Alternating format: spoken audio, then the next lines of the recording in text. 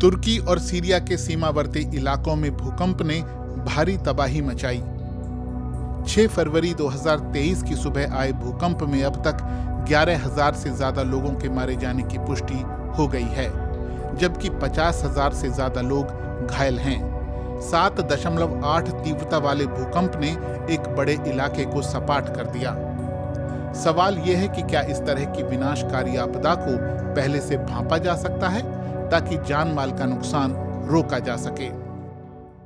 जितना अभी तक का साइंटिफिक वर्क हुआ है अर्थक्वेक इंजीनियरिंग के अंदर और जितनी ह्यूमन नॉलेज है अर्थक्वेक इंजीनियरिंग की, उसके बेसिस पे आज की डेट में अर्थक्वेक को प्रेडिक्शन करना पॉसिबल नहीं है, अभी पॉसिबल नहीं हो पाया है। इसका मेन कारण है कि जो स्ट्रेन डेवलप होती हैं अर्थ क्रस्ट के अंदर, it is a very long, ये बहुत लंबा प्रोसेस है। IIT रुड़की में बीते 60 साल से भूकंप विज्ञान पर शोध और अध्ययन हो रहा है। भूकंप के दौरान जमीन में होने वाले बदलाव और उससे पैदा खतरों को समझने के साथ साथ यहाँ भूकंप से होने वाले नुकसान को कम करने पर काम हो रहा है। लेकिन भूकंप की भविष्यवाणी हमेशा एक जटिल विषय रहा है, क्योंकि प्रेडिक्शन के अंदर 3 चीज़ें सबसे महत्वपूर्ण होती हैं। एक, सबसे पहले प्लेस, मीन्स कहाँ आएगा। दूसरा, कब आएगा, टाइम। और तीसरा, उसका क्या उसकी इंटेंसिटी होगी।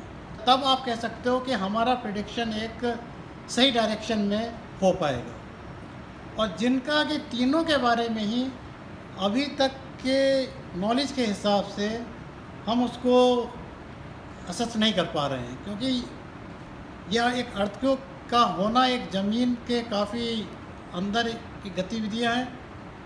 जैसे एक ह्यूमन, ना तो वो हम उसको मेज़र कर सकते हैं बहुत एक्यूरेटली, और ना ही उसके बारे में पूरी तरह से प्रेडिक्ट किया जा सकता। लेकिन यदि भूकंप की भविष्यवाणी संभव नहीं तो फिर रास्ता क्या है? भूकंप की ना तो भविष्यवाणी हो सकती है और ना ही उन्हें रोका जा सकता है।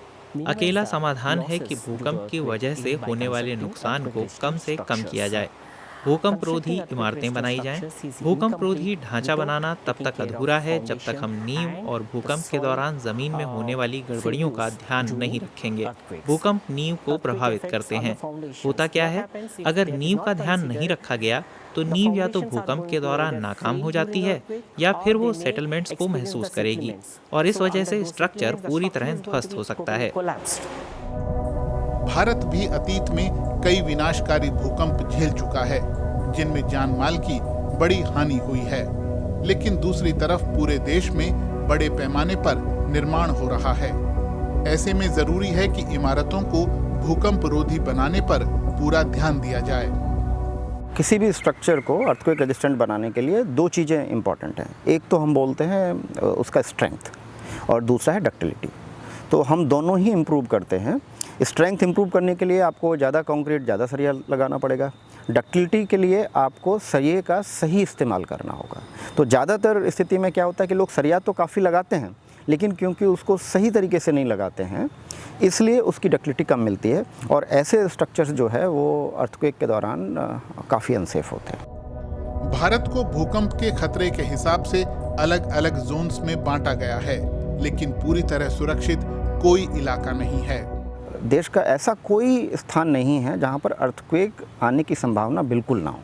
तो अर्थक्वेक आने की संभावना तो पूरे देश में, यानी अर्थक्वेक रेजिस्टेंट घर बनाना पूरे देश में ज़रूरी है। कोई ऐसा हिस्सा नहीं है जहाँ पर आप कह सकें कि अर्थक्वेक को आप इग्नोर कर सकते हैं, अर्थक्वेक के बिना भी घर बना सकते हैं। भूकंप जैसी प्राकृतिक गतिविधि को तो अभी हम नियंत्रित नहीं कर सकते, लेकिन अपनी इमारतों की सुरक्षा जरूर बढ़ा सकते हैं।